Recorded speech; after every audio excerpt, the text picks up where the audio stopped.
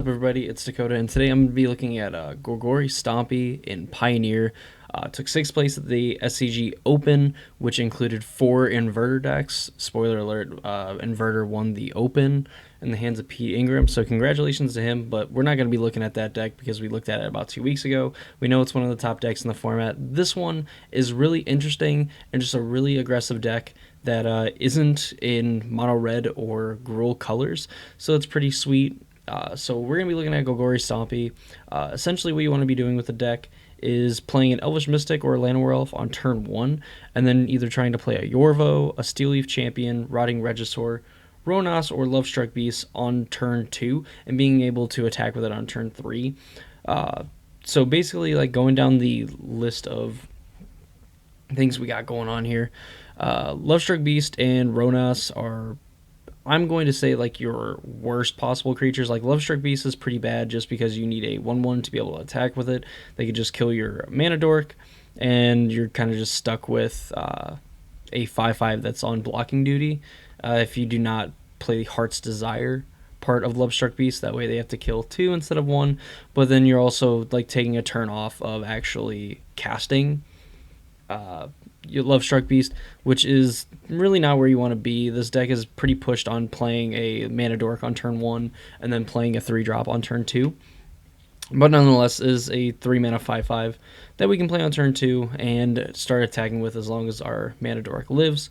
Ronas is pretty bad when he's the only creature, but when he's obviously not the only creature and you're able to attack or block with him, he's pretty good.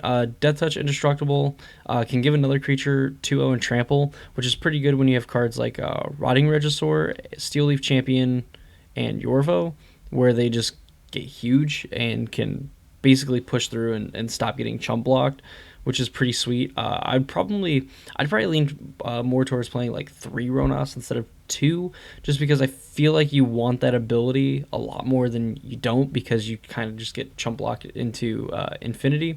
But at the same time, there's not a lot of decks that are really putting out big blockers and things that you can't punch through, besides mono black, but a good chunk of mono black's creatures can't really block either. So while I guess it would be good to have, it's probably also 2 is probably a really good number when people aren't really getting in the red zone. They're either trying to Jace Mill or Jace Mill or Jace Mill, or where was I going with that? Oh yeah, Ronas is pretty sweet, good card. Really glad to see him back in a constructed format. Rishkar is pretty weird to me. I understand, like, you can turn a lot of things into dorks and just incrementally grow them, but this is by far probably your worst 3-drop in the deck. Rotting Regisaur, we've seen in Standard, Black-Red Knights before Theros Beyond Death came out. Putting an Embercleave on this thing, really good. Having a Ronas activation on a Rotting Regisaur, also really good. It doesn't kill your opponent right away, but, like, it basically takes their soul away, so that's pretty sweet. Steelleaf Champion, anybody basically other than like Inverter of Truth, like, this card is probably getting past like all the playable creatures in the format. Technically Goblin Chain Whirler and like Glorybringer are going to be able to block it, but when this comes down on turn 2, like, those cards aren't really going to be able to block it and deal with it efficiently. And even if they just deal with this Steelleaf Champion, you probably also have like a Yorvo or a Rotting Regisaur or maybe even a Ronas to go alongside of it, that if they just deal with Steelleaf Champion or really any of these other ones, they probably have like 1 or 2 other 5-power things that are beating them down that they also have to try to beat. This one just has some sort of evasion, which is awesome. Yorvo is technically a 3-mana 4/4, but usually on turn 3, you can play like another big fatty, or even if you just play another like a Scavenging Ooze or a Rishkar or even another Mana Dork, you can grow Yorvo up to a 5-power guy by the time he attacks. So that's pretty sweet. And your payoffs basically for playing all these like high-powered, literally high-powered creatures is you get Galta, which costs X less, or it's cost X, where X is the total number of power of creatures you control, and essentially this thing will probably be like a 2-mana 12/12 trampler a lot of the time. So that's pretty good. Obviously, breaks a lot of board stalls. Like if your opponent has to, even if they chump block and activate with a Knight of the Eben Legion, like they still take 7 from Galta, which is a lot of damage, and they're probably also not blocking any of these other things. So you're getting in for tons and tons of damage and probably just killing them once Galta comes into play if they can't answer it. Great Henge also is kind of a payoff. With a lot of like 5 and 6 power things, like this can be a 4 or 3 mana like artifact that does give you some kind of card advantage, grows your creatures when they come into play, and also can gain you some life when you tap it. So you can just like tap it on the end. Like if you have nothing to do with the mana, you just tap it on the end step. Gain 2 life makes racing a lot harder for mono red and mono black when you can gain 2 life every turn, and then also being able to use it for mana as well to just kind of like keep churning through your deck. Hopefully you just keep drawing 3 mana 5/5s. You play 2 5/5s, they become 2 6/6s, and essentially draw you 2 cards, which is pretty good. And then obviously gaining you 2 life. Hard for mono black to beat it. Really hard for mono red to beat it because their creatures are also smaller, and when they're combining 2-3 cards to get rid of your 1 card when it drew you a card, is pretty good as well. Also, which I think is sweet, the deck plays Collected Company. Collected Company obviously hits just about everything except for Galta. I even think, yeah, it costs X less to cast, so like it doesn't hit Galta even if you have like 10 power worth of things on board. But still getting to put in like a Steel Leaf Champion and a Yorvo or any combination of these like 3-drop creatures off of a Collected Company on your opponent's end step is pretty good. Gives them pseudo haste essentially. So like again, you're putting like 10, 12 power into play off of a Collected Company. I'd say that's pretty good, and probably one of those games where you are winning unless your opponent is like blue-white control, which obviously they have like maybe not instant speed rats because if you collect a company on the end of their turn, but can feasibly come back from putting 10, 12 power into play on turn 3. Mana base is pretty self-explanatory. Obviously, there's only 1 black card in the main deck, so Llanowar Waste, Overgrown Tomb, Blooming Marsh are basically free, which lets us play these black cards in our sideboard. Also make it so we can cast Riding Registers in our game 1s. Forest, because the deck is mainly just green anyway, and you want as many green mana symbols as possible. 1 Hotshot Oasis, which basically gives you some utility in these games where it just is a pump spell. And a lot of times that's good enough, like on a Steel Leaf Champion, where you just kind of push through against mono black and hit them for 8, probably just dealing like the last 8 points of damage to kill them in some way. Just a really good land. Also makes green mana and comes into play untapped. The sideboard, Fatal Push, Thoughtseize are just good, efficient pieces of removal. In the mirror, if you run into it, Fatal Push is pretty good because you knock them off of their Elvish Mystic and things like that. Basically makes it harder for them to push out 3/3s a turn earlier. You make them play pretty fair and honestly. Thoughtseize, really good against the inverter decks. Can stall out the breach decks, things like that.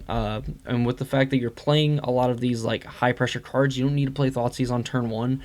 Maybe even turn 2 if you're playing against breach or the inverter decks. Really just like playing a 3/3 on turn 2 and then Thoughtseizing, taking their combo piece out of their hand or one of their pieces of interaction, things like that, to help them dig towards one of their combo pieces, and then hitting them for 5 on that next turn is all still really powerful and really good. So while Thoughtseize is a 1 mana card that you could play on turn 1, if as long as you don't have to play off curve, as in playing your Mana Dork on turn 1 and then your 3-drop on turn 2, Thoughtseize can wait until turn 3 to really punish the inverter decks. Golgari Charm, just really, it's basically Green Black's version of Disenchant.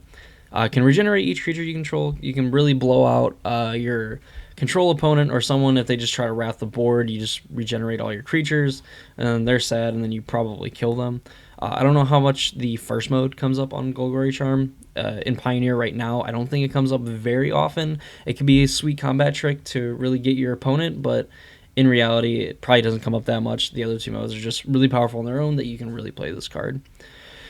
Leyline of the Void, just a free card. Just put it into play for free.